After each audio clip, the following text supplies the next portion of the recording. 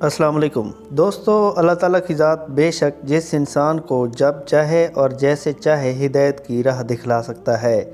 ایسے ہی فلپائنی بشپ کلیوپاس ڈکلان نے اسلام قبول کر لیا۔ یہ 2018 کی بات ہے جب ڈکلان نے 21 سال کے چرچ سروس اور سب سے اعلیٰ مقام بشپ حاصل کرنے کے باوجود 64 سال کی عمر میں نصرانیت چھوڑ کر اسلام قبول کر لیا۔ ڈکلان کو کئی زبانوں پر عبور حاصل ہے اور ان زبانوں میں بائبل پر تحقیق بھی کی ہے۔ ڈکلان کہتے ہیں کہ یہ اس زمانے کی بات ہے جب وہ یونانی زبان میں بائبل پر تحقیق کر رہے تھے کہ اس دوران انہیں قرآن پاک پڑھنے کا بھی موقع ملا،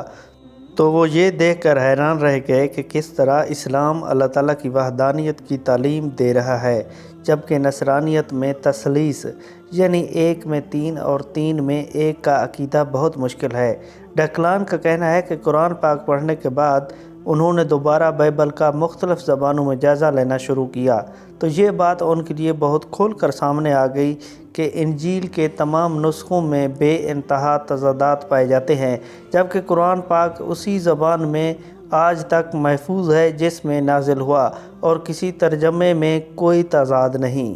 ڈکلان کہتے ہیں کہ کئی سال میں اس تحقیق میں مصروف رہا، حتیٰ کہ میں بشپ کے عہدے تک پہنچ گیا، لیکن میرے دل کے اندر جو تنہائی اور بے چینی تھی وہ بڑھتی ہی گئی۔ آخرکار میں نے ایک دن کلمہ پڑھ کر اسلام قبول کر لیا اور اقرار کیا کہ حضرت عیسیٰ علیہ السلام